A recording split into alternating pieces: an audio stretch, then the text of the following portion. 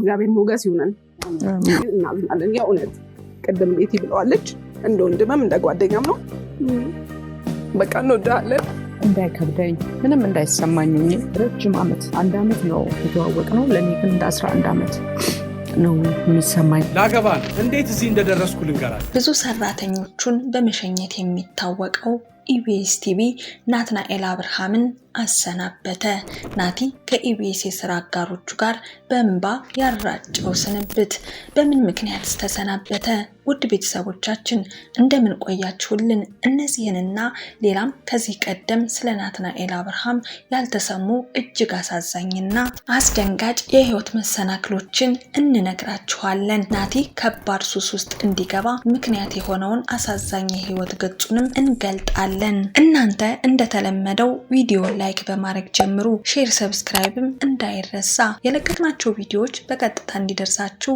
የደወል ምልክቷን በመጫን አብራችሁን እስከ ፍጻሜው ዝለቁ ስለ ናቲ እጅግ አሳዛኝና አስደንጋጭ የህይወት ክፍሉና ከኢቢኤስ ጋር እንዲሰናበት ምክንያት ስለሆነው ጉዳይ በዝርዝር ከመንገሬ በፊት ስለ ናቲ ጥቂት ነገር ልበላችሁ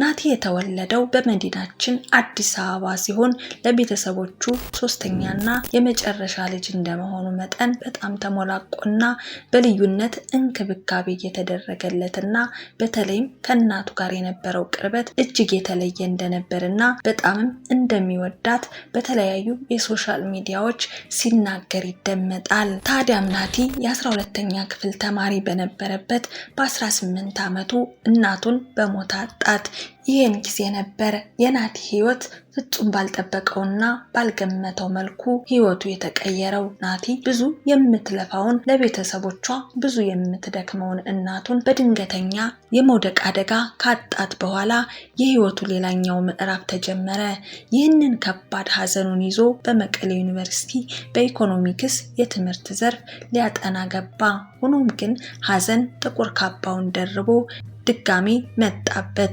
ዩኒቨርሲቲ በሄደ በሁለተኛ ወሩ አባቱን በሞት አጣ ከዚህ በኋላ የህይወት ትርጉም ጠፋበት ከራሱም ከአምላኩም ጋር ተጣላ ለከፍተኛ የአእምሮ ጭንቀትና ድብርት እንዲሁም ተስፋ ማጣት ህይወቱ ላይ ተጋረጠበት በዚህም ለከፍተኛ ሱስ ተዳረገ በአንድ ቀን እስከ 1 ፓኬት ሲጋራ ያጨስም ነበር ይህ ብቻ አይደለም ጫት ሽሻ የቀረው አደንዛዥ ዕፅ አልነበረም ደንበኛ ሱሰኛ ሆኖ የነበረበትን ሐዘን ጭንቀትና መከራ ለመወጣት ይጣጣር ነበር በዚህ ጭንቅና መከራው ጊዜ ከጎኑ የነበሩ ጓደኛ ቤተሰብ ሁሉ ብን ብለው እንደጠፉና ማንም ከጎኑ እንዳልነበረ ብቻውን ከሱሱ ጋር ሐዘኑን እየተጋፈጠ እንደነበር ሲናገር ተደምጧል የሚያግዘው ሰው ከጎኑ አለመኖሩ የበለጠ ሱስ ውስጥ እንዲገባ እንዳደረገውና ባዶነት ብቸኝነት ተሰምቶት ህይወቱ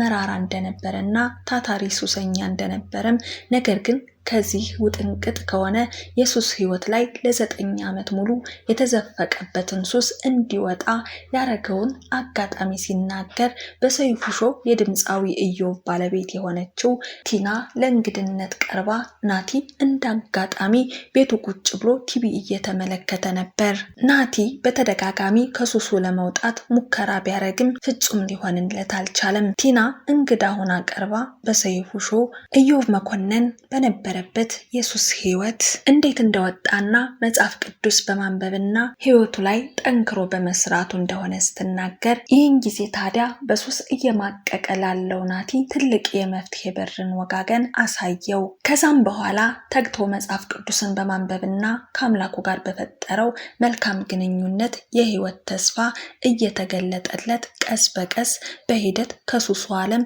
ሙሉ ለሙሉ እንደወጣ ይናገራል አሁን ታዲያ ናቲ ከሱሱ ከወጣ 5 ዓመት ሆኖታል ታዲያም በብዙ የህይወቱ ጥንቅጥ ውስጥ ብቻውን የተጋፈጠው ናቲ ጎን ለጎን ዩኒቨርሲቲ በነበረበት ጊዜ አንዳንድ የአርት ስራዎች ላይ ይሳተፍ ነበር እየቆየ በሄደ ቁጥር ልቡ ወደ አርቱ በማድላቱ ሁለተኛ ዓመት የዩኒቨርሲቲ ትምህርቱን ትቶ ወደ አዲስ አበባ በመመለስ ወደ አርቱ ዓለም ሙሉ በሙሉ ተቀላቀለ እየቆየ በሄደ ቁጥር ልቡ ወደ አርቱ ዓለም በማድላቱ ሁለተኛ ዓመት የዩኒቨርሲቲ ትምህርቱን ትቶ ወደ አዲስ አበባ በመመለስ ወደ አርቱ ዓለም ሙሉ በሙሉ ተቀላቀለ።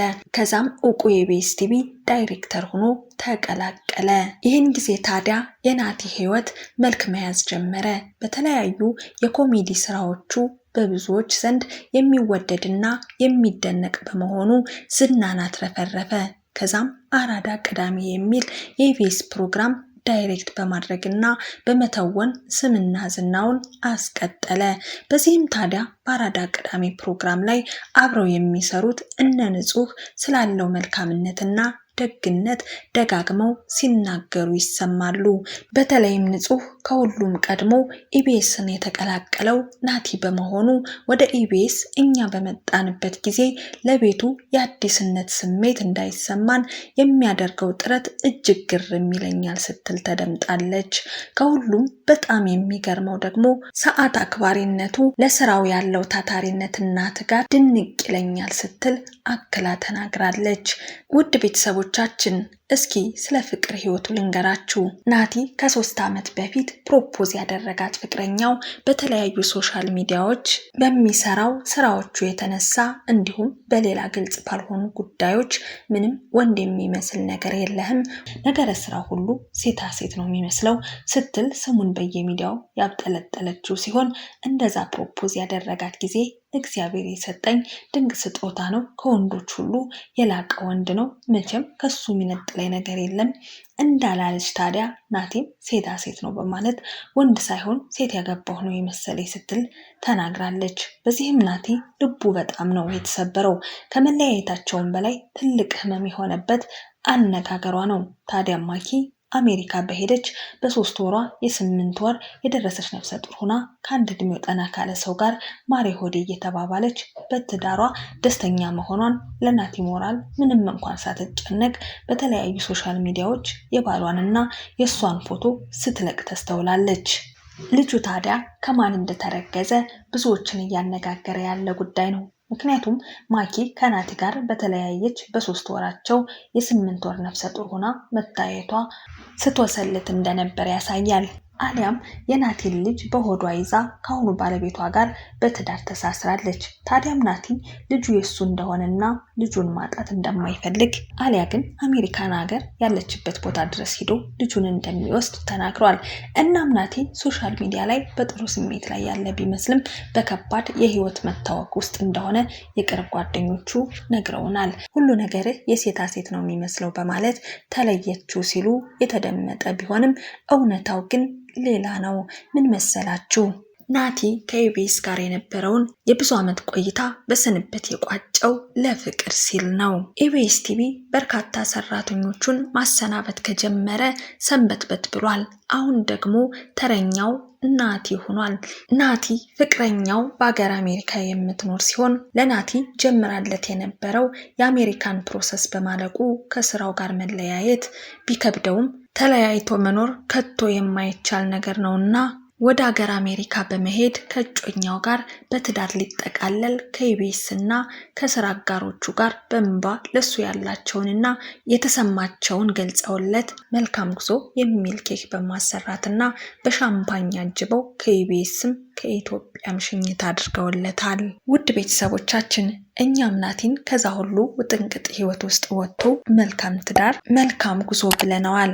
ቪዲዮን ላይክ፣ ሼር፣ ሰብስክራይብ በማድረግ የዘወትር ቤተሰብ ሁኑ። የለቀቅናቸው ቪዲዮዎች በቀጥታ እንዲደርሳችሁ የደወል ምልክቷን በመጫን አብራችሁን ምንጊዜም ወደፊትም አብራችሁን በመዝለቅ ቤተሰብነታችሁን አሳዩን። በሌላ መረጃ እስክንገናኝ ቸር ያገናኘን።